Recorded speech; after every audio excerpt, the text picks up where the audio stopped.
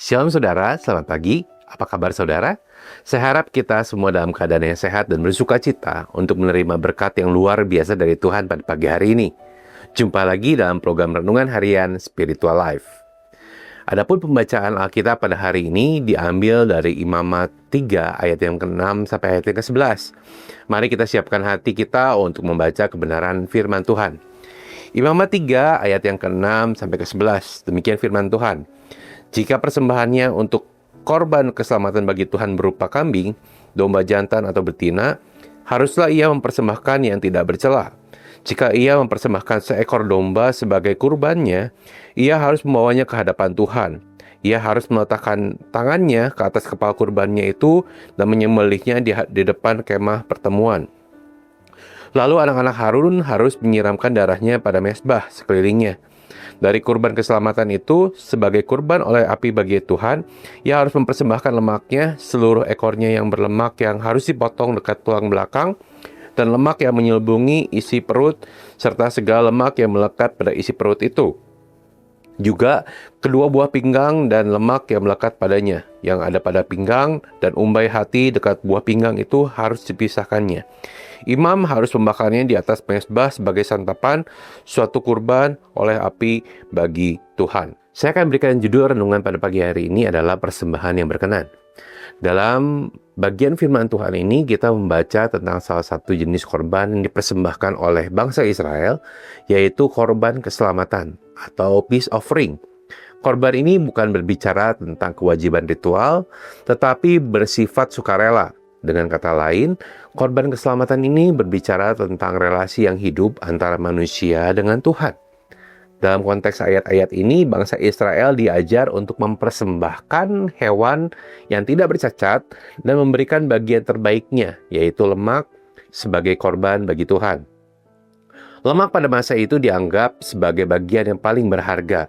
Dengan demikian, persembahan ini bukan sekedar tindakan lahiriah, tetapi mencerminkan hati yang mau memberikan yang terbaik bagi Tuhan.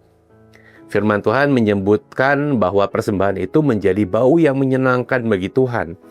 Ini bukan berarti Tuhan membutuhkan persembahan tersebut secara fisik, melainkan menunjukkan bahwa Tuhan berkenan kepada ketaatan dan ketulusan hati umatnya.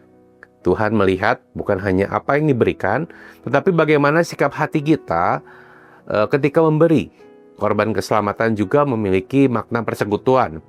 Sebagian dari korban itu dimakan yang melambangkan adanya hubungan damai antara manusia dengan Tuhan. Ini menggambarkan bahwa Tuhan tidak hanya ingin disembah dari jauh, tetapi ingin dekat dan bersekutu dengan umatnya. Melalui bagian ini, kita diingatkan bahwa dalam hidup kita, Tuhan menghendaki agar kita mempersembahkan yang terbaik dari diri kita. Bukan hanya berbentuk materi, tetapi juga waktu, perhatian, dan hati kita sepenuhnya. Bagaimana dengan kehidupan kita saat ini, saudara? Apakah kita datang kepada Tuhan dengan memberikan yang terbaik? Apakah hubungan kita dengan Tuhan sekedar rutinitas? Atau sungguh-sungguh menjadi persekutuan yang hidup? Kiranya melalui firman Tuhan kali ini, kita belajar untuk hidup berkenan di hadapan Tuhan, memberikan yang terbaik, dan menikmati persekutuan yang indah dengannya. Karena sesungguhnya Tuhan tidak hanya melihat apa yang kita persembahkan, tetapi hati yang ada di balik setiap persembahan tersebut.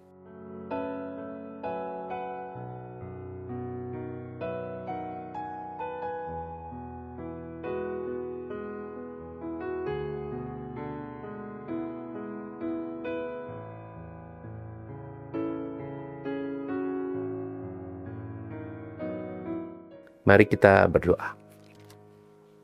Kami mengucap syukur Tuhan buat pagi hari ini. Kami mengucap syukur untuk tubuh yang sehat, hati yang sukacita Kau berikan pada kami semua. Kami boleh menikmati kasih karunia Tuhan. Kami boleh menikmati cinta kasih Tuhan dalam kehidupan kami.